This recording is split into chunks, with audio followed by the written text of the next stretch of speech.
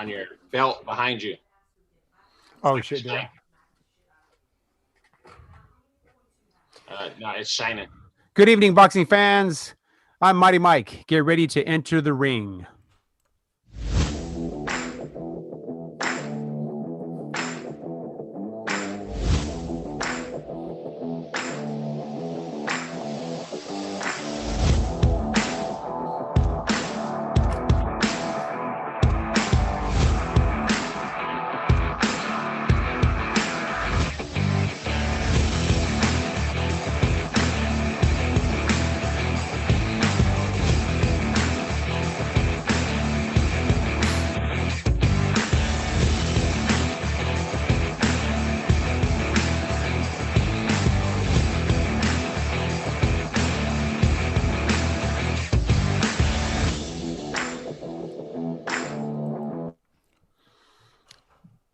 Good evening, fight fans. Welcome to Enter the Ring Live with Mighty Mike.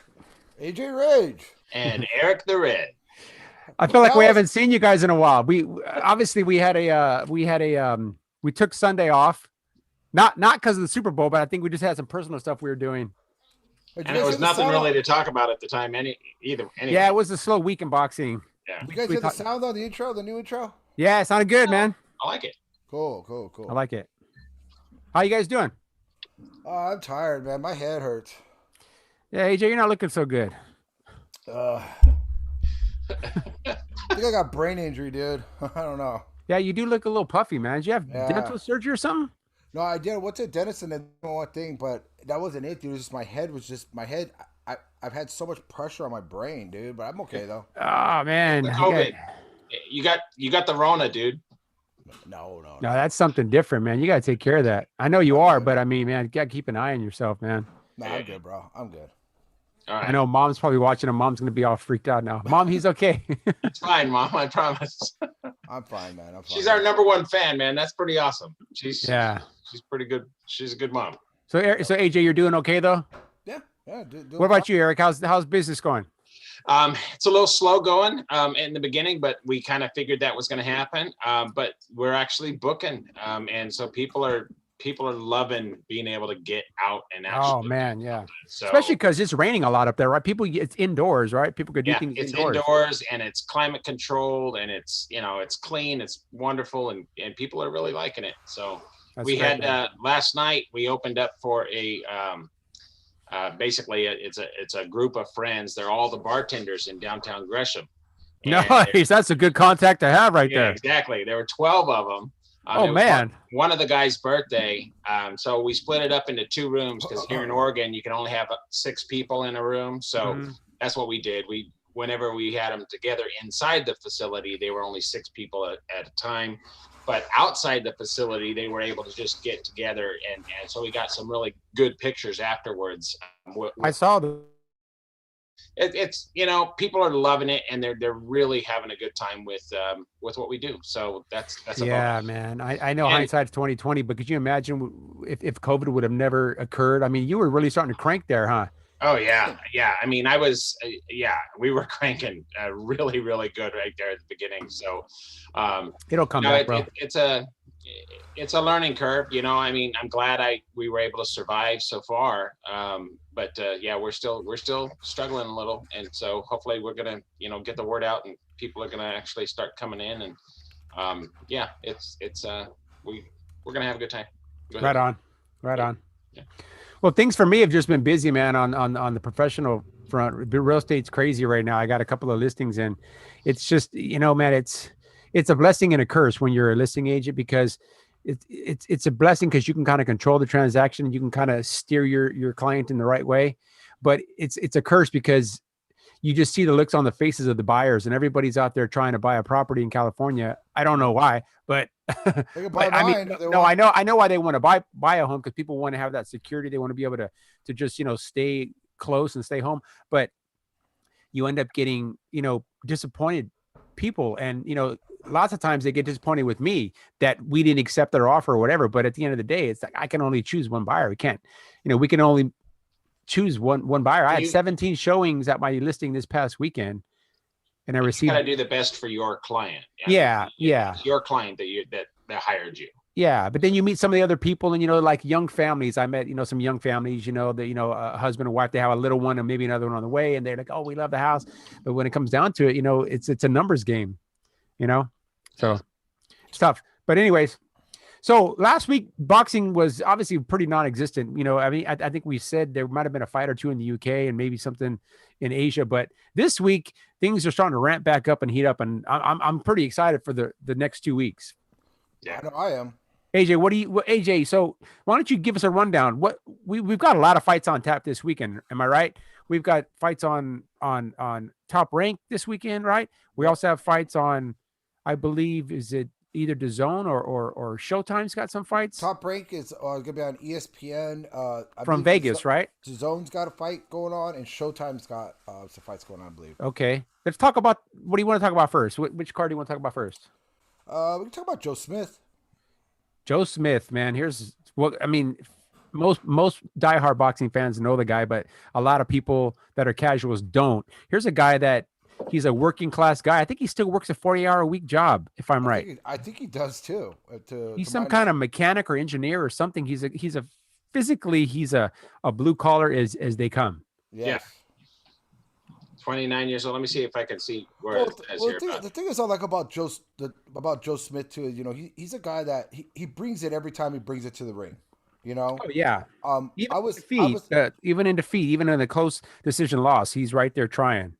Yeah, and the losses that he's suffered, I think, doesn't really come down to him not having the determination to get the fight done. It just comes down to ring generalship and skill. He just kind of gets out skilled sometimes, but as far as heart and determination, you're not going to find a harder working guy than Joe Smith. The guy really brings it. You never see him go in a fight and just give up. He never gives up. Yeah, that's true. And this guy he's fighting this week, the guy's no pushover. I mean, this is going to be a solid, tough fight. This could be a career-defining fight for Joe Smith, because if Joe loses this fight, to the kid out of Russia, his name is Vlasov. Yeah. It could spell disaster for Joe Smith at this point. And he's propelling himself towards a fight with somebody at 175 that nobody really wants to seem to be eager to get in the ring with, and that's Artur Beterbiev, who's been very inactive. I know he was scheduled to fight at the end of 2020. I believe he caught COVID, and that fight was scrapped. But initially when I heard of that's a potential for Joe Smith, I said, "Oh man, that's too much for him to bite off." But we'll see Saturday. We'll see if he goes out there and looks devastating against this Vlasov kid, then maybe Beterbiev is not the monster, that I think. Well, let me rephrase that. I think like 13 knockouts though. I think Beterbiev is a beast. Beterbiev is physically so strong, but his inactivity could spell disaster for him if that fight is made. I think you're perfect on that, because one of the things that I liked about this Russian kid that Joe Smith is fighting was his victory over Isaac Chalemba, a guy who's just rock solid at that weight division and stuff, and had some major wars with some different people. But like I said, I mean, if Joe Smith could pass this next test and beat this guy and beat him convincingly, just the overactivity might launch him, because Joe Smith doesn't look like he's a big puncher with only 13 knockouts. But the guy's proved it. Here's a guy that knocked Bernard Hopkins completely out of the ring. Yeah, pretty much ended his career. The guy's got solid knock. See, a lot of people, it's a misconception. They right away, they look at a person's record and they figure they don't have a ton of knockouts, so they're not a big puncher. Not the case when it comes to Joe Smith. It's just the opportunity. Sometimes he gets guys that just run for their life in a fight against him, and he has or he's fighting guys that got good chins. Yeah, that's what it comes down to. Yeah. But I'm telling you now, Beterbiev, he's a different monster. You never know. But, when it comes down to, I don't see anybody taking a backward step in that fight. That's going to be the part of it. You agree? Yeah, I think Joe Smith will live or die by he's going to live or die. He's going to stand flat-footed and give you his best. With Beterbiev, I mean, I'm not too familiar with him, but what type of competition has he faced? Well, in his last fight when he beat Gvozdyk, when he took the title, unified the title, and really, I mean, Gvozdyk was the other undefeated Ukrainian champion at 175, and I got to be honest, man, that was a 50-50 fight for me going in, but you could see after about 5-6 rounds, you could just see that Beterbiev physically was just too strong. Beterbiev is another one of those Chechens. He's a Gossiev kind of guy. He's a guy kind of like a Gossiev, but he reminds me of the MMA guy Khabib. He's even got a similar look. They're just very hard-nosed, tough human beings. I don't know what the hell's in the water up there. Now, the only knock that I'll put on Beterbiev that might be an advantage for Joe Smith, and that's overall output. Even though Beterbiev puts a lot of punches, nowhere near the output that Joe Smith puts in some fights. Yeah, Joe Smith lets his hands go. Yeah, he lets his hands go. So Beterbiev looks for that knockout punch. He might find himself on the long end of the scorecards going into deep water. And Joe Smith has never shown a tendency to run out of gas. We don't really know what Beterbiev too much because not too many people go the distance with this guy. You know what I'm saying? Yeah, yeah. And he's got limited amount of fights. And I think it's because I think he was been very inactive in between fights. I mean, some periods a year or more. And I don't think well, it could be a combination of two things. It could be a combination of finding guys willing to get into the ring with him, but it also could be he is prone to injury in camp and you know, he has been prone over the last few years to not fight regularly, you know, because of injury in training camp, whatever. So yeah, he's been hurt. Well, I know his fight. I can't remember who the opponent was the last fight, but that fight got postponed, I think, a couple times. Yeah. I think the COVID and injury and stuff, and I think the fight was just scrapped entirely, I believe, right? Beterbiev's last known opponent, or who was supposed to be his opponent. So like I said, I agree, and I'm sure, Eric, once you look into this guy a little bit more, you can give us a better take on him during the fight time. Yeah. But I'm just looking forward to fights, man. After this last week and a half, it's just like, or even the previous week. I mean, we had some really lackluster fights. Yeah, you know what I mean. I'm just looking for something that is going to have a little meat on the bones. You know what I mean? Yeah, that's a good way to put it. You know, excuse me, like the Berchelt fight coming up. That's going to be a good fight. I'm gonna tell you now, I'm really looking forward to that fight. That fight's obviously coming up on the 20th, so we still got a little bit of time. But there's another fight that's on cue for the 13th, and he actually made a statement, a little bit out of character, on boxing scene, and that is Diaz, Jojo Diaz. He's basically put everybody on call. Jojo Diaz is fighting this weekend as well, right? Yes, he is. Jojo's putting everybody on point, saying, hey, look I'm here, and I'm going to show I'm the best in this division. And so I'll tell you right now, honestly, I'm impressed with Jojo Diaz right now. He's one of the few guys in that division right now that's actually staying busy, and he's not faring away from anybody. And I don't see a whole lot of people interested in wanting to get in the ring with him right now. And I can't say the name of his opponent. I know it's another, I think it's Ramadovkov. Yeah, I think he's either from Kazakhstan or Russia. Yeah. Yeah, he's actually from Russia, but he's an undefeated guy, 15-0, 12 knockouts. You know, he's a guy that's another guy that probably had a big amateur background, right? Absolutely and stuff. But you know, he's got some impressive victories and stuff coming into this fight. Obviously, his victory over Manuel Lopez back in 2017 was a huge fight for him, and then against Funzel, another guy who was undefeated. So I mean, this is a guy who's coming in with some pedigree behind him, but his first world title shot, I believe. But I'm gonna tell you now, honestly, Jojo Smith, you know, Mike, you've been Diaz. I'm sorry, Jojo Diaz. You've been in the gym with the guy. You've seen him spar up close. You know his mentality, and this is a guy who has really turned his career around. Not that his career was on the bad end, but his motivational. He's got a little bit of a chip on his shoulder right now, and I think Jojo. I mean, he does. He's doing what he has to do. I mean, go back and watch that Tevin Farmer fight. He outworked probably the most active, the person putting output in Tevin Farmer in that entire division. Yeah, and like you said, he's got a bit of a chip on his shoulder right now. He's he feels a little bit disrespected, Absolutely. Not only by his own promoter, Golden Boy, and I know that for a fact, and I know that just in general, when you talk about the 130-pound division, he was cast off after losing that lopsided decision to Gary Russell Jr. at 126. But like we've said many times on this program, Gary Russell Jr. is a supremely talented fighter. It just shows you how good Lomachenko was. Yeah, to beat him in his third pro fight. Exactly. Yeah. People don't realize how good. I mean, you got to remember, Gary Russell Jr., here's a guy that actually challenged Terrence Bud Crawford not even a few months ago. Yeah. He's been in the ring with Terrence Bud Crawford. Supposedly, he's worked Terrence Bud Crawford in sparring sessions, and he felt that he can go up to that division with ease and get this fight. Yeah. There was never any mention of it, you know, so Who knows? Yeah, my experience with Jojo Diaz, watching him train. Actually, I watched him train quite a bit prior to that Gary Russell fight, and watched him spar countless rounds. He's a good kid, man. He's a nice kid. He's got this big infectious smile. But as of late, especially the Tevin Farmer fight where he got cut bad early in the fight. Yes. And I don't think Jojo's ever experienced anything quite like that. But he just bit down on his mouthpiece and just went to war and won that fight. It was a good fight. It was a close fight. Tevin Farmer's no slouch. But it was a good fight, and Jojo, like you said, since then he really has matured, developed a little bit of a chip on his shoulder. I believe now I believe he has a small child now, a newborn as of late, and so there's something else for him to fight for. And yeah, that'll change somebody. It just does. He's a good kid, man. And a lot of people, after he lost that Gary Russell fight, a lot of people were saying, well, you need right away. The first thing they say is you got to dump your trainer. You got to dump your trainer, your dad, who was his father, and get a bit. It's like sometimes you just fight a better fighter on that night. Yeah. Hey, Michael, talking about trainers, who was it that was just talking smack? We were talking about? Oh, we were gonna get into that. Did you guys want to get into that now, or do you guys want to do a prediction on the Jojo Diaz fight? I expect Jojo Diaz to win the fight. I'm gonna say comfortable decision. Joe Smith, I'm gonna say a mid to late round stoppage, because I just think that Joe Smith is got his eyes on the prize and he's not going to be denied. That's what I feel. I feel the same way. I think Joe Smith gets a late round stoppage, possibly wide decision.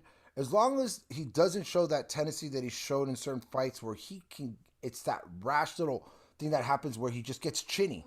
He has gotten chinny at times and stuff where... Who's that, Joe Smith? Yeah, he'll get a flash knockdown. He gets right back up, but he's just not the same fighter at that point. So let's just hope that. But I see Joe Smith doing that. What do you think, Eric? I'm gonna play devil's advocate a little bit here. So I'm gonna say it's gonna go to the distance. I think Joe's gonna win it, but I think it's gonna go to the distance. I don't know if he's gonna, with this Vlasov, if he's gonna be able to put him out. Yeah, because Vlasov's tough. I mean, those Russian fighters are not. He's a guy that's flying under generalized, the radar. but they're He's flying under the radar in that division. He's a guy that a lot of people do not want to get in the ring with. His dominating victory over Isaac Chilemba. I'm gonna tell you again. I'm gonna say it again, man. A lot of guys don't like to get into the ring with guys like that. Yeah, Chilemba's a guy that can make it a ugly night, and he can make it very hard on a prospect. Yeah. So what about Jojo Diaz? Oh, I said Jojo Diaz comfortable decision. I'm gonna say Jojo. I'm gonna go with Jojo Diaz. I'm gonna go with him with probably a 6th or 7th round knockout. I'm gonna tell you why. You think I think Jojo Diaz wants to make a statement here. If you're gonna call out your division, you can't go there and win a decision over a guy in his first world title. You have to make a statement. And Jojo Diaz, barring any mistakes, is gonna make a statement this Saturday. And that fight will be on DAZN. That's a Golden Boy card coming from Fantasy Springs in Indio. I'm very excited to see it, man. I love watching Jojo Diaz in the ring, and I tell you now, this is gonna probably be the fight of the week. Jojo's going to make an example, and I'm looking at it's going to be a devastating knockout. I'm telling you right now, Jojo Diaz is going to he has the kind of power to do it. Yeah, I'll agree with AJ. I don't know what round it's going to come in. Hopefully, it's earlier than later for him. You know what I mean? So he can actually make that statement in his weight division. Yeah, but that would be amazing to see with a good kid, new father. I'm all for him. Yeah, and he's stuck by his dad. Yeah. I mean, I think he's got a coach trainer now. I'm not sure who he's working with. I know there's somebody else that he brought in camp, but either way, he wasn't about to let the detractors and the haters point the finger at his father, because at the end of the day, he wasn't going to run off to the Reynosos like a lot of them do. But I think the thing that Jojo Diaz has to be careful about, he has to be careful not to overly impress, and don't go back and make mistakes, amateurish mistakes that you know that you're far beyond. Because a guy like this, especially a guy coming in with 12 knockouts and 15 fights, undefeated, with that Russian pedigree. So be aggressive, but be cautiously aggressive. Don't leave yourself wide open. Don't go out there and just think that this guy's got nothing, because everybody's got to punch his chance. Something to be there, so we're just got to find out. Yeah. Everybody's got to punch his chance. I mean, anybody. I mean, this guy's really got to punch his chance. I think Jojo's a great chin. I mean, come on, but I mean, still, you just never know with some of these guys, and this guy's kind of a mystery, and those are the ones that just, I tell you, as a Vegas bettor, it's got to just drive you nuts, man, when you see a guy like this. Yeah. Well, hey guys, listen. I know we were talking briefly about trainers and Jojo Diaz and let's skip that for just a moment, because there's a couple things we could talk to in regards to that. Let's jump ahead a week. And even though we're not going to make a prediction now, we're not going to get into in depth of a breakdown. Let's just talk briefly. Let's start trying to help contribute to the hype that's being built for the Miguel Berchelt versus Oscar Valdez fight that happens Absolutely. a week from Saturday. I I'm mean, real AJ, you excited sent about us that the Top Rank Blood, Sweat, and Tears video. We watched it earlier. Man, Yeah. I got to say, with the exception of the Lomachenko Teofimo fight that happened at the end of last year, This is I it. have never been more excited for a fight than this fight. This is a true diehard boxing fans dream matchup right here. This is a Mexican warrior fight, period. A blood and guts come from behind underdog Valdez. Action. I'll tell you what I get so excited about this fight, because I don't think it's going to be the only time. This has the making of a trilogy written all over it. This has the making that whoever wins this fight, there's going to be a part 2. And guess what, fans? We're going to get entertained to possibly a part 3 of these guys, which is going to take a huge effect on both of their careers. But man, what a ride it's going to be. Well, it could very much be like a Morales Barrera type situation, a Marquez Pacquiao type situation where they're just so damn good. You have to see them again. You have to see it again. It's like a sequel to a movie that was so good. Yeah. You know? Well, it was like the guys that fought. I want to say Franco, the young kid Franco. He had those 3 fights with that one, the other kid out of Indio. I can't remember what the kid's name was. But these poor 2 guys just went at it. It was like the first one was a draw, the second was a draw, and then the last one, I think one of them edged it out and stuff. Oh yeah, that was a few weeks ago, right? Yeah, I can't remember. Yeah, it escapes me right now. It's crazy though, but yeah. Any early predictions from you guys on that fight? I could tell you what I feel. Eric, you want to do it? Go ahead and jump into it. No, I'll defer to you because I'm gonna turn now. Okay, in the beginning, you have to look at the one thing in boxing that could put away any conversation as far as when it comes to styles, and that's just power. And that's the one thing that Miguel Berchelt possesses is pure one-punch power, you know? But the thing that worries me about Berchelt, in the beginning it was all about Berchelt because Oscar had squeezed out. I mean, come on, you know, you look at his fight with Scott Quigg, you look at his fight with Genesis, you look at his fight with Adam Lopez. He barely eked these fights out. But the one thing that started to swing my pendulum towards Oscar Valdez was the Scott Quigg fight. Scott Quigg is a guy who comes from the UK who's just tough as nails. Broke Oscar Valdez's jaw in the fifth round. Yeah. This kid bit down, came back, and did what he had to do to win the fight. And Quigg missed weight bad for that fight. So he was in the ring that night with like a junior welterweight, if not bigger, a welterweight. Yeah, but the thing that really gets to me is Berchelt. Go back and look at his career. They talk about those Mexican fighters that have been in the bull ring. Well, you know what? Miguel Berchelt, with all of his knockout power, has never truly been in that bull ring. He's never tasted those horns. Oscar Valdez has. And I'm going to tell you now, when it comes down to who's going to be the true Mexican warrior, it just might turn out to be Oscar Valdez. A lot of people might be fooled on this and that one. And I agree. I agree with you. The more and more I'm analyzing this fight, the more and more I'm seeing not just the power and the skill. I'm seeing more inside. The heart, and we've never seen Berchelt have to really bite down. In that last fight that we went back and kind of analyzed when he fought in the bubble, it was at TV Azteca Stadium. It was co-promoted by Top Rank, so they showed it on ESPN. There was a guy that gave Berchelt some rounds, and Berchelt probably should have got him out of there a lot sooner. That kid was tough, and he was nowhere near the pedigree and the skill of Oscar Valdez. Replacement, but he was just a tough guy. But he was a guy that came in with that Mexican warrior heart. Well, one of the things though with Berchelt, though, I mean, he's chasing that that dream of getting over 9 title defenses. You know yeah. So, I mean, he's chasing that. So that, I mean, internally, that is his driving factor. That and his family and everything else of that nature. But I mean, that's huge. I mean, that's a pride issue and as Spanish Americans like we are. I may not look at I'm Wedo, but anyway. But as Spanish Americans, I mean, you have that internal pride that's inside of you, and if you're fighting for that, you know what? Hey, you just never know. I mean, so this is going to be a great fight. And no matter who wins, it's gonna be a great fight. I'll tell you the thing that why I'm swinging towards Oscar Valdez. He made a statement in that video, and I want to see if you guys caught it. He talked about his wars against people like Genesis and against Adam Lopez, Quigg, Quigg. Yeah. But the thing that he said is that he looks forward to these. he yearns for these battles, these wars where he's actually busted up and he gets up off the ground and he comes back. Those are the words I haven't heard from Berchelt.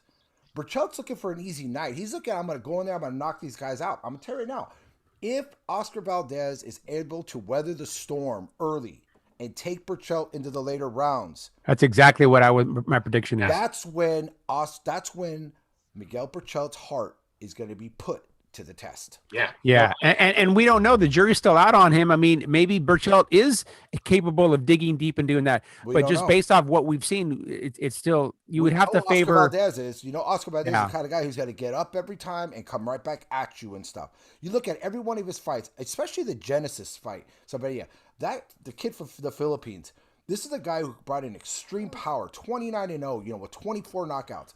He knocks Valdez down. Valdez comes back seconds later, knocks him down. So people think that Valdez doesn't have power. Valdez has power. He may not have Miguel Berchelt power, but I'll tell you right now, when you get in the later rounds and your heart's already been taken away and you're already breathing heavy, you don't need to hit like Mike Tyson. Yeah. The thing that I like about this fight, quite honestly, is they're both taking it, as far as I can tell, they're both taking it very serious. You know what I mean? I mean, that's what makes a good fight. When you get somebody that's like, oh yeah, I'm just going to go in there. I don't think Berchelt did in the beginning, though. I think honestly, a lot maybe not in the beginning, but the fight's been postponed. The fight's been postponed. Right? Yeah, it was postponed. This is finally the rescheduling. Let's just pray, knock on wood, that nothing happens prior to that. This fight's going to happen no matter what. I don't care if it happens in the parking lot. This fight's going to happen because it's not that these two guys dislike each other. It's just they know that this is a test and a war that has to happen. It's got to be a career high payday. I mean, for a top rank fight, I don't know if that says much, but it is going to be a career high payday for both these guys. It's a fight that, Eric, you mentioned it a week or two ago. It's a fight Valdez doesn't have to take. Valdez could very easily go in another direction because he's on Team Canelo. He's got the Reynosos. He's training in the same camp as Canelo Alvarez is, but he's a guy that's daring to be great. I agree with what you said. If I can give an early prediction, and I'm going to reserve the right to change my mind, I'm going to say that Berchelt stops Valdez in 6 rounds or less. But if it goes past 6 rounds into the 7th, 8th, my mind will change. It'll be like a prop, like an in-game bet. I'll put my money on Valdez to squeeze out either a late stoppage or a decision. I just think if Berchelt catches him early, where he has been known to hurt guys and get him out of there, then I think he wins by stoppage. But up until that point, I think it's going to be Arguello Pryor. It's going to be Morales Barrera. It's going to be, I don't know. I mean, who else can you say? It's going to be just an absolute war. Salvador Sanchez with Wilfredo Gomez. It's going to be one of those kind of fights. The thing is too is that if you went back, if you give it a chance, go back and watch the Genesis fight against Cervenia, the Filipino kid. Against Valdez. Valdez did something probably about the 5th or 6th round that I thought was just complete genius. And what he did was he got away from the headhunting, knowing that this guy, and he went to the body. Something that Berchelt has been susceptible to in numerous fights. If Valdez can get to Berchelt's body and take away that early power and stuff, it's going to be a long night or possibly a short night for Berchelt. I'm telling you. Berchelt also has another this thing about him where he over pursues, kind of like a bull coming out of Matador, and the Matador swings out of the way and the bull goes flying by. So he comes at his opponents really, really, really overly aggressively. Yeah. If you go back and watch the Adam Lopez, a guy who's slick, but a guy who came in, just like with Scott Quigg, their most vulnerable aspects is when they came in overly aggressive against Oscar Valdez, who is an amazing counterpuncher. I'm just telling you.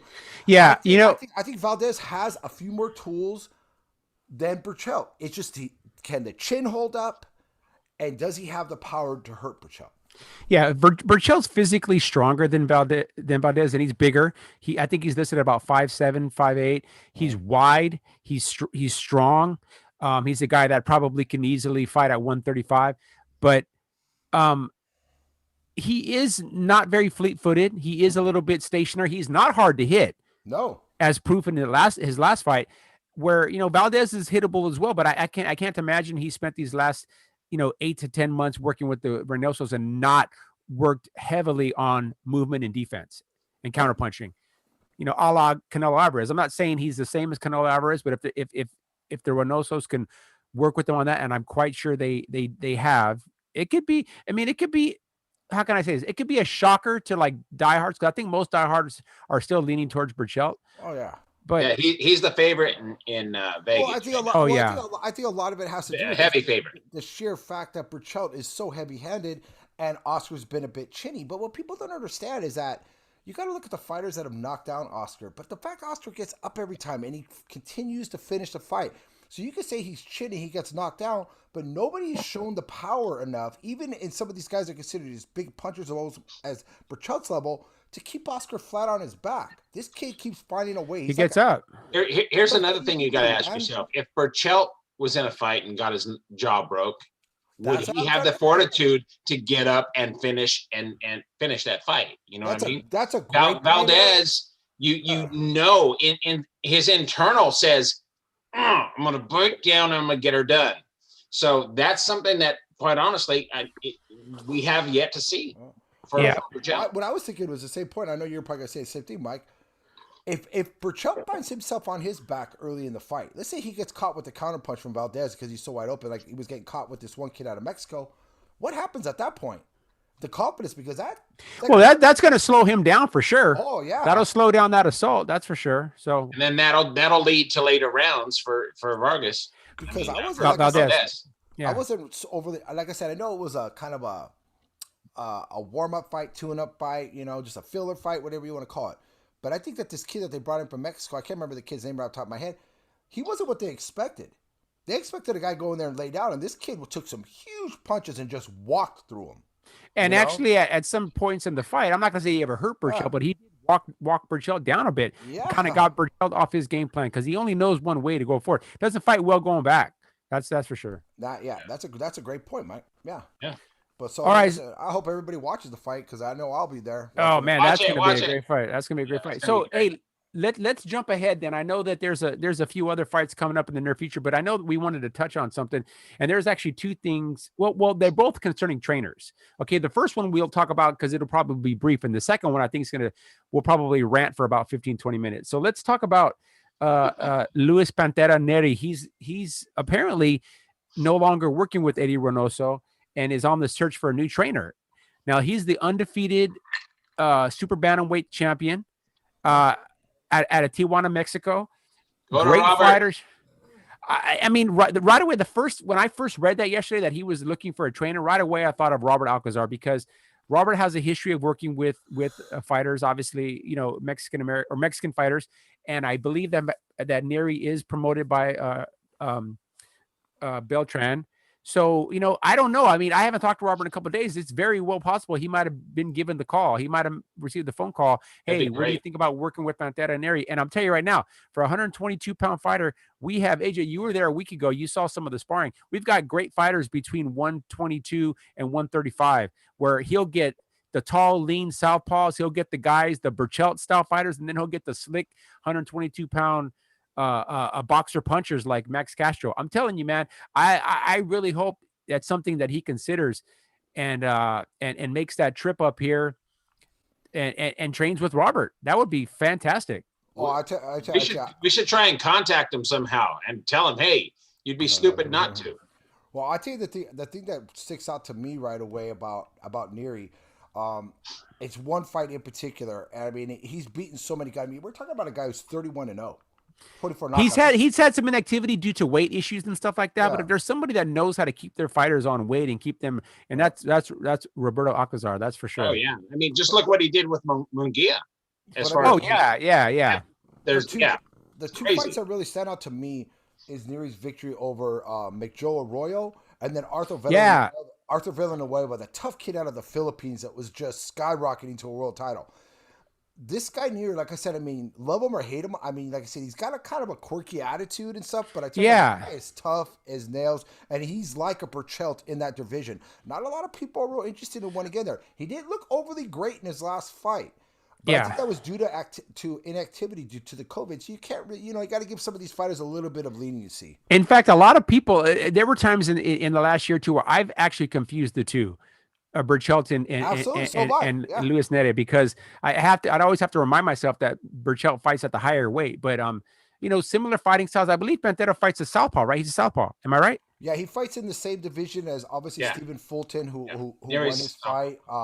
There's been talk right now about Brandon Figueroa after his next fight. The winner is going to get Luis Neri and so Yeah. so we'll see what's going to happen. I mean, honestly, I don't think any of those guys are going to be able to touch Neri.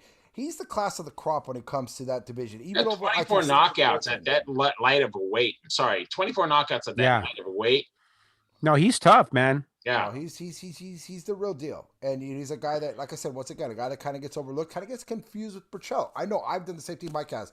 I confused it too because they're both so dominating in that division. But a lot of people are talking about Brandon Figueroa and what his intentions are in that division. I'll tell you now, I'd skip that division, but then where do you go? You go to the next one, and you got another guy. So Yeah. it is. So let's jump on the topic that's kind of, obviously it's making its circles throughout boxing, whether it be on boxing podcasts and even on the guys on Sirius Radio, Ak and Barack, as I call them, Tweedledee and Tweedledum. Those idiots, They were talking to Wilder. It should be Tweedledum and Tweedledummer. Yeah. Is this situation that is further escalated between Mark Breland and Deontay Wilder. Now, of course, everybody that's watching this knows that Deontay Wilder was very, very critical of Mark Breland in his loss to Tyson Fury in the rematch. He felt that Breland shouldn't have stopped the fight. He said, "I instruct my corner, I'm going to live or die. If don't ever throw the towel and don't ever stop a fight." But either way, Mark Breland was considered at the time very favorable what he did in throwing that fight, throwing the towel in, because he felt that, hey, I'm here to protect my fighter. And then, of course, months after that, Deontay broke his silence, and then the whole thing started with Glovegate and spiking of the water, and then it took 6 to 8 months, and then he finally relieved Mark Breland of his duty as his trainer. So basically, he fired him, retained or kept JD's, and then also brought in, who's the heavyweight he brought in? Malik Scott. Malik Scott. So Malik Scott is not, from years ago, which makes no sense to me at all. Malik Scott is not a boxing trainer. I'm not saying he's not a capable fighter. He wasn't a capable fighter, but either way. Well, Mark Breland did an interview just a few days ago, I believe, on either a UK TV station or a UK boxing podcast, where, and don't quote me on this, but something along the lines of, Wilder's done in boxing and I'm done with him. He only ever had power. He couldn't do anything else, whatever. When I heard that, not only did I think it was very out of character from Mark Breland, but if that'd be like a manager of a company saying, "Oh man, you know what? Our productivity is dog shit and we're just god awful. We just can't get shit done." Well, that says more about you than it says about your employees, because you're the captain of the ship. I don't understand why Mark Breland would make these comments, why he would even take an interview. And when questions were asked about the situation, his only and sole response should have been, "You know what? That's water under the bridge. I wish him well. I'm off to bigger and better things." Because like Manny Robles, we've disparaged him many a time on this show. It serves you no justice to badmouth the fighters that you trained prior, especially when Mark Breland's, I think 90% of his career, I want to say close to a decade, he was with Mark Breland. Now, if Mark Breland says he doesn't have a jab, he doesn't have this, he doesn't have that, it's like, well, isn't that your job as a trainer to work and help this man improve in his boxing ability? Yeah. What the hell have you been doing for damn near 10 years? Yeah. Yeah. What do you say about that, AJ? Because I know you're a Mark Breland fan, and I was as well. Yeah, Mark Breland was a guy that I really look up to in the amateurs and stuff. Especially a guy. He ended his career with not only winning the gold medal, but here's a guy who lost one fight as an amateur and over 150 fights. The point is about Mark Breland, he's always been a very soft-spoken person, even in the movies that he did, when he did the movie Lords of Discipline years ago. Yeah. He always played a very soft-spoken, very humble, So this is very out of character for him. I don't want to cast a judgment and say Mark Breland's gone off the deep end, kind of like Deontay already did kind of a few months ago, but it's very out of character for Mark Breland. Yeah. So something has really caused a rift.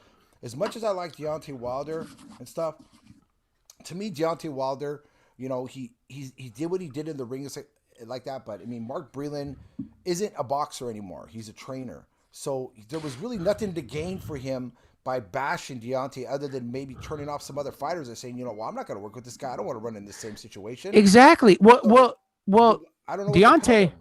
Deontay made a comment that I saw his retort in an interview where he said, I kept this man employed. I gave this man a job. I kept this man fed, something along those lines, which is true. I mean, a trainer standard gets 10%. And if Deontay's making $20 million a fight, do the math. That's $2 million. Now, maybe they capped him at $1 million or something, but either way, Mark Breland will never, and I'm going to say this with full confidence, he will never have a client with a high profile in terms of financial gain as a Deontay Wilder. It won't happen.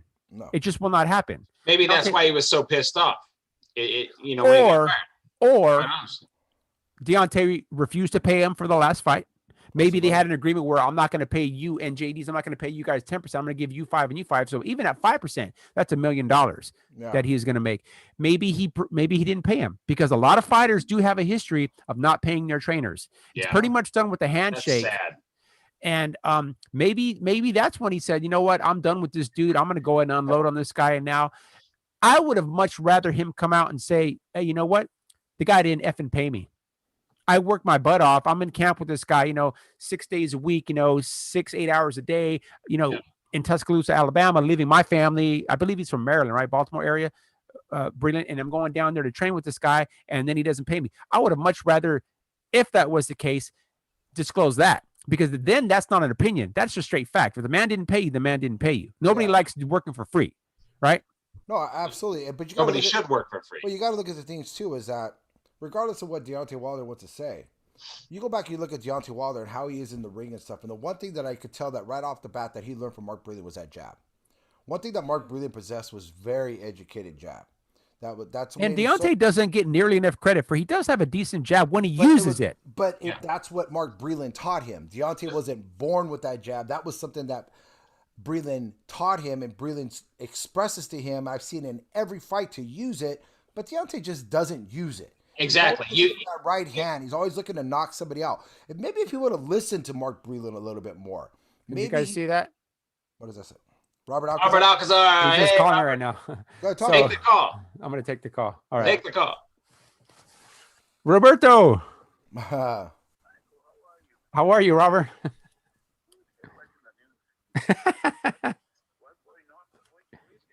I read this yesterday. That Pantera Neri, he's no longer working with the Reynosos, and they're saying he's on the hunt for a trainer. So right away, I thought, Alcazar. I read it on Boxing Scene. Do you want me to send you? I can send you the article. I can send it to your phone. Yeah. Hey, Mike, I don't know. You want me to take you off of the thing right now? No. It's okay. Leave it. Yeah, I don't know. No, because this might not be a conversation. But I guess he wasn't. Right now. Oh, okay. But getting back. Just mute him. Just mute him. There you go. Yeah. AJ, but like what Michael was talking about as far as with Breland and Deontay Wilder. Uh-huh. Breland could have taught him that jab all day long, but it's in Deontay Wilder's brain whether he does the jab, whether he actually uses what has been taught. When If you would have used some of the tools that Breland was trying to institute with them, maybe he'd be a more rounded fighter, and he would have held his spot a little bit longer when matching up against a guy like Tyson Fury. The problem is with Deontay Wilder is he relied so much on that right hand because it was so successful in prior fights that he thought it was always going to work. But then he runs into a Tyson Fury Tyson Fury never gave him the opportunity because Tyson Fury came in with the right game plan. He pressured Deontay. He put Deontay in the wrong spots where Deontay was out of position and stuff. So, I mean, it is what it is. But the bottom line, at the end of the day, I think when you look at both of them, Mark Breland's not going to be able to compensate off of a fighter like he did against Deontay. But Deontay might have just lost the one thing that's truly made him something a little better. That one other tool that he had that was really sharp, that knife that was sharp in his tool drawer. And other than that right hand, was that beautiful, educated jab. Yeah, well, okay, so yes and no, okay?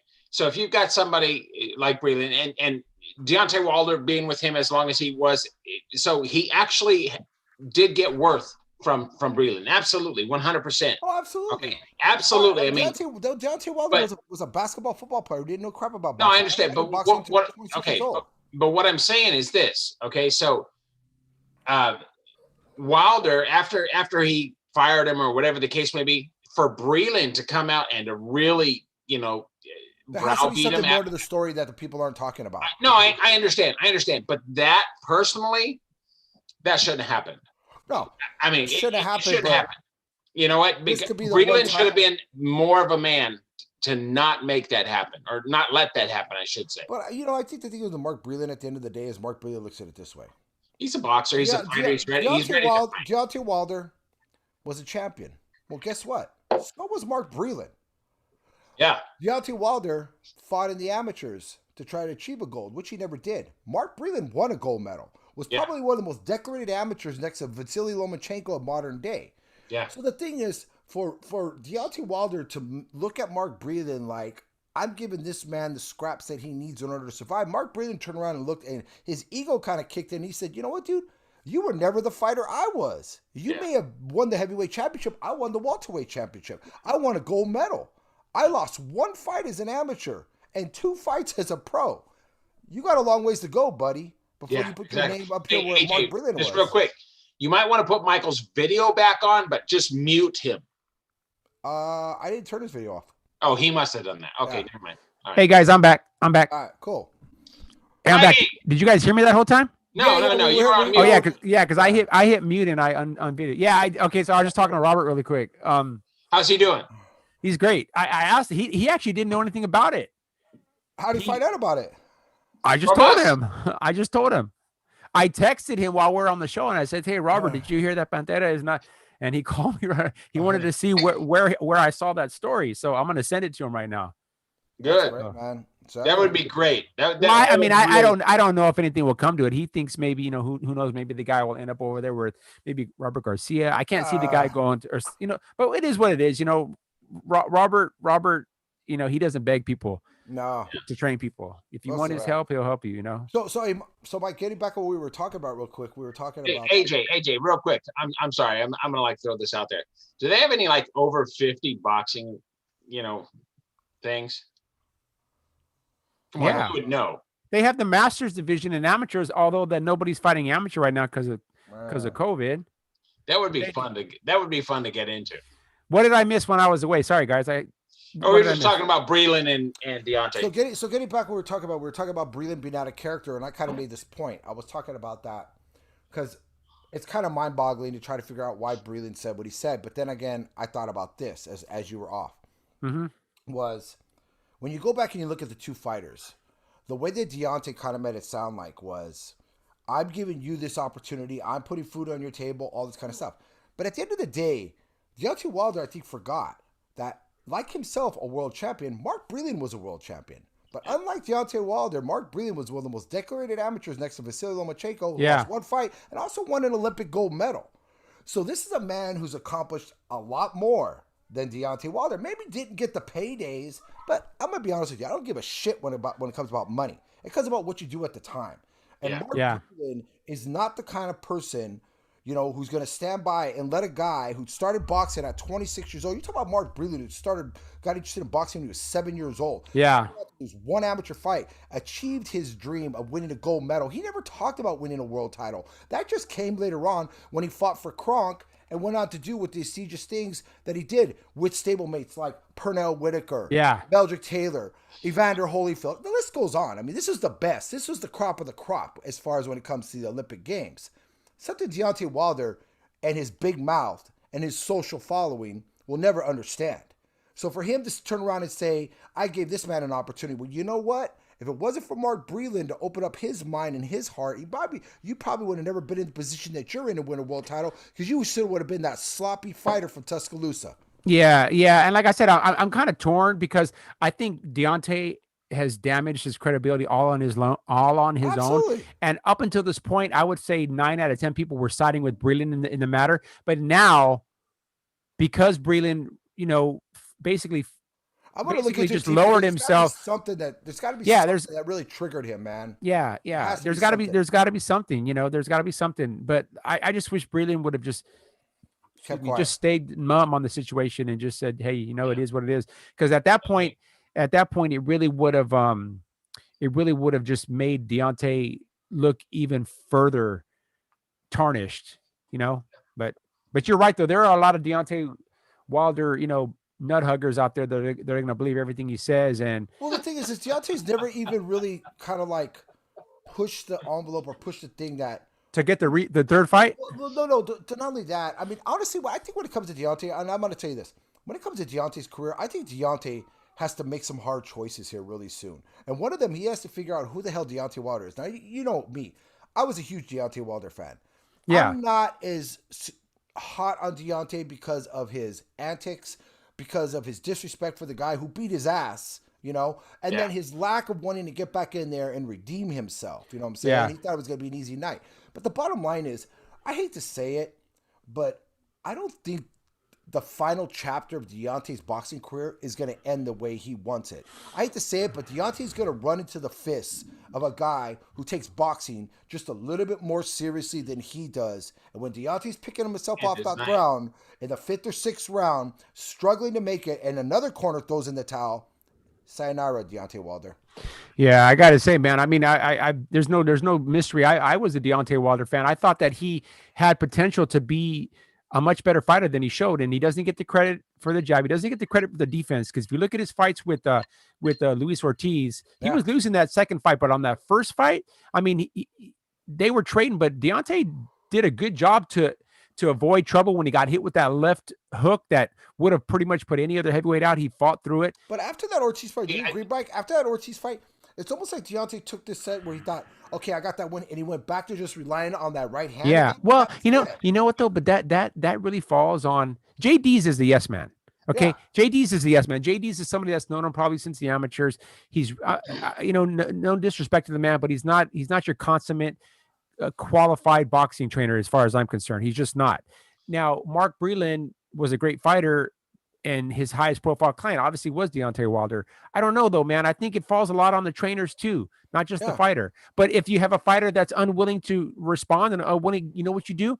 You drop them. Well, it happens in boxing in the other way too. Go back to the Tyson Fury fight when Mark Breland when Tyson Fury beat Deontay Wilder. How many times, and when they did have the ring, did Mark Breland tell Deontay Wilder, jab, Deontay, jab? He wasn't. He was just looking for the right hand. The guy had no clue what to do. And I will agree. You blame the trainer because there was no plan B, but I think Mark Breland knew a long time ago. If I could barely teach Deontay Wilder plan A, there ain't never going to be a plan B. You know what I'm saying? And if he's not learning it, I mean, like, I guess it's easy for me to say, to walk away from a big payday as a trainer. It's easy for me to say, because I'm not making $1 million to train somebody. But at the end of the day, I mean, principle is more important than anything. And that's one thing I've learned over the last several years with some of the box people I know is principle matters. You guys both said that, you were fans of Deontay Wilder and, you liked him. I'm still a fan. I understand. I never was. I didn't like his antics. I didn't like his attitude. I never was. And when Tyson Fury whooped his ass, I was so happy. Yeah. The other thing that kind of makes me a little melancholy when I think about Deontay Wilder is he reminds me of the guy who wants to be the big bad wolf, but in reality, he's the sheep at heart. Deontay Wilder's got a great heart. He gave fights like Luis Ortiz, amongst others, opportunities. Big paydays. Because he has a heart. He's that mysterious guy that people don't understand. He talks like he's a big, tough guy, but I've been in the guy's presence. He talked to my son. He's a big softy, I don't know man. him like you guys do because I'm not in California like you guys are, and I don't get to go to all the fights like you guys do. But just me on the outside, and this is my perspective. It's great to have three different people's perspectives, but for my perspective, he just didn't. He was. I'll tell you now. Deontay Wilder has all the tools that he could have made Tyson Fury look ordinary. And how he could have made Tyson Fury look ordinary is if he would have just paced himself a little bit, and then that right hand was going to come eventually because Tyson Fury is a herky-jerky guy, and he's going to make those mistakes. But for some reason, Deontay Wilder fell into his trap. But I'll get back to what I said. Deontay Wilder isn't a mean guy.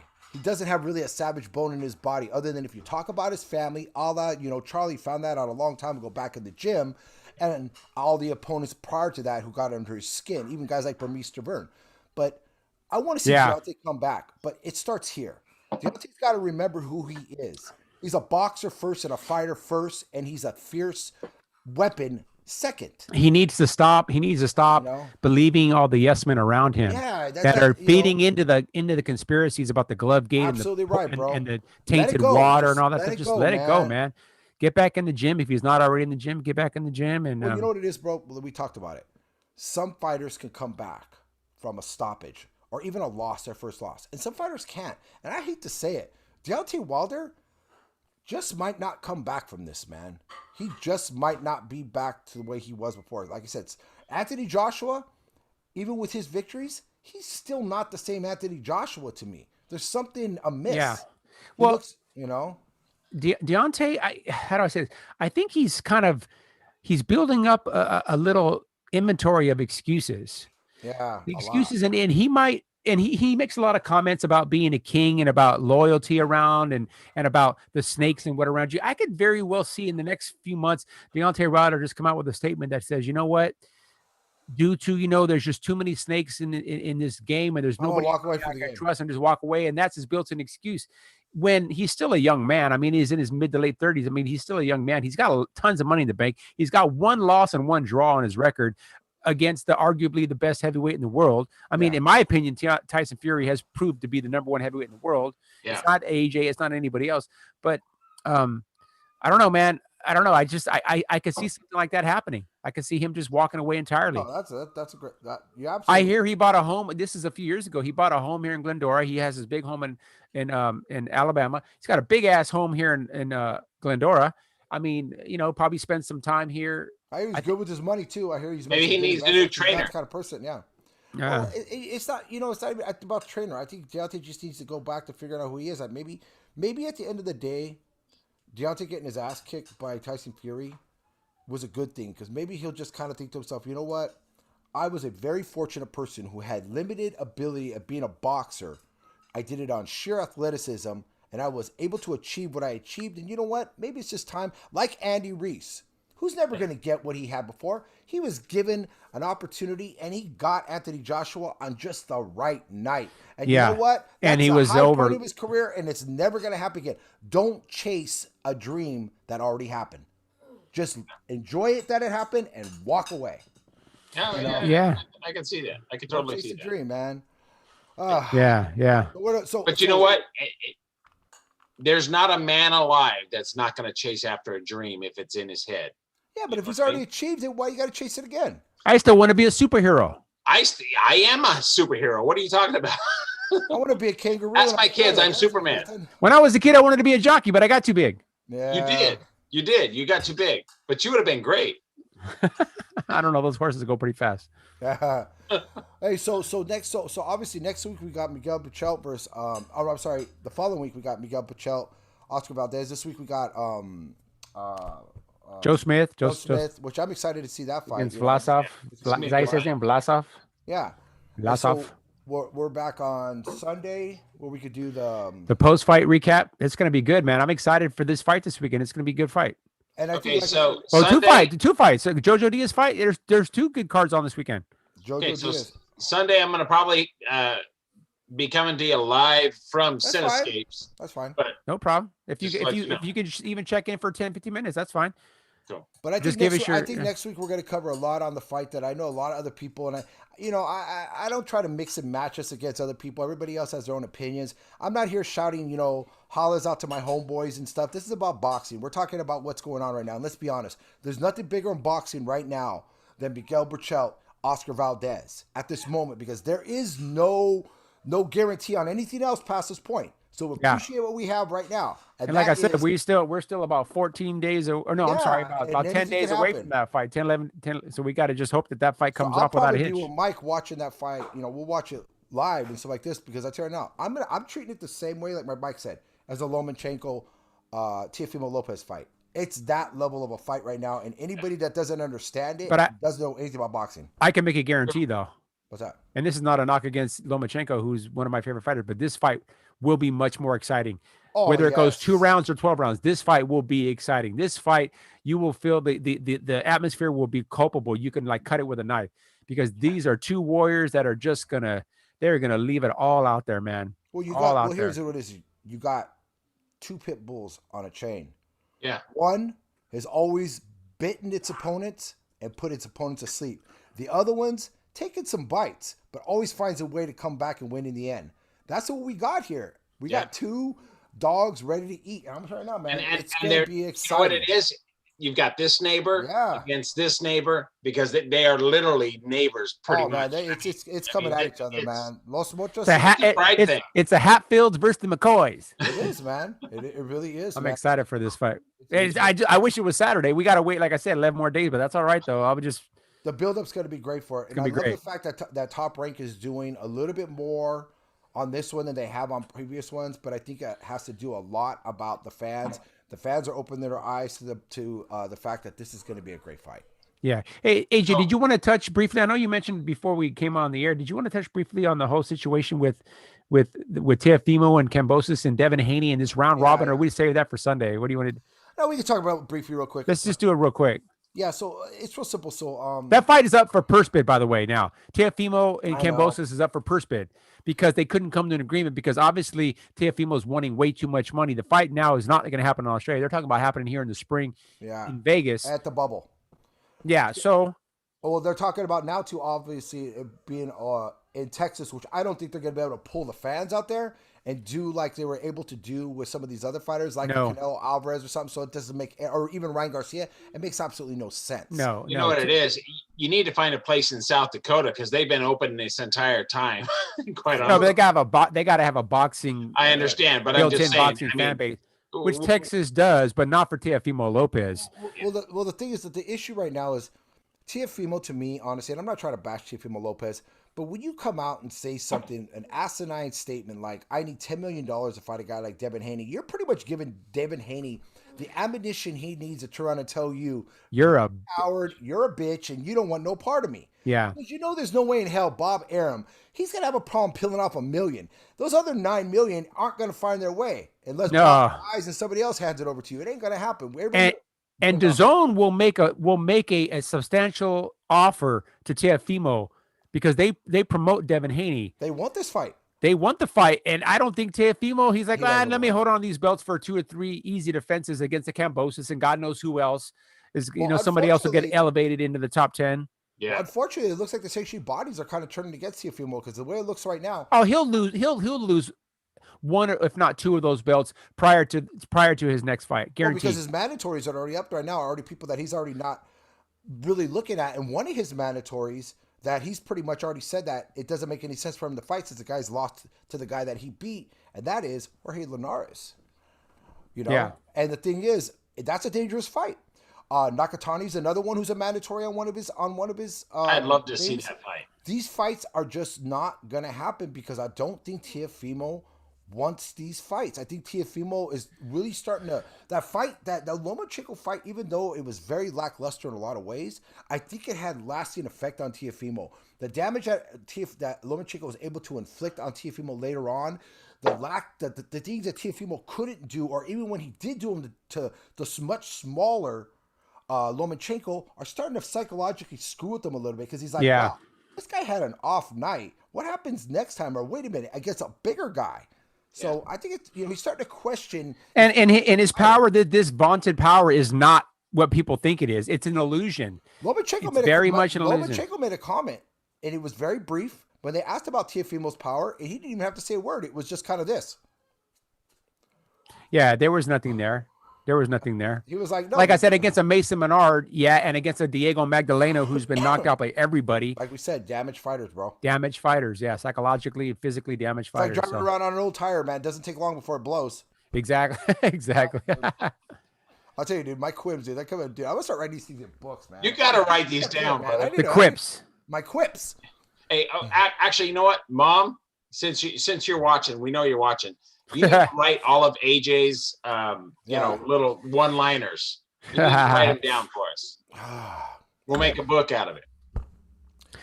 All right, fellas. So I think we're good for tonight.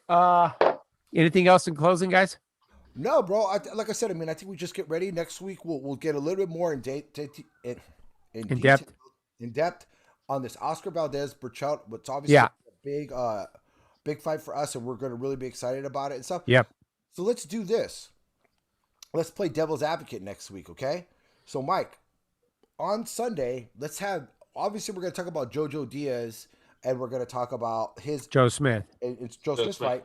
So I'm going to go ahead and be the guy coming in as the rah guy for Oscar Valdez. You take care of Berchelt. Eric, you be the judge, and let's see who can win over the fans next week. Okay, perfect. It should really be make a bigger favorite in this fight. I'm a good judge. How's that sound? Yeah. We'll make our case for the fighters. And like I said, I mean, with my heart, I'm rooting for Valdez, but with my head, I'm rooting. I'm going to say I feel the Berchelt. same way too. But the only thing I don't like about Valdez, and it's not him personally, I'm still not a fan of Eddie Reynoso. I'm just not a fan. Yeah. He's very cocky. He's very I don't know.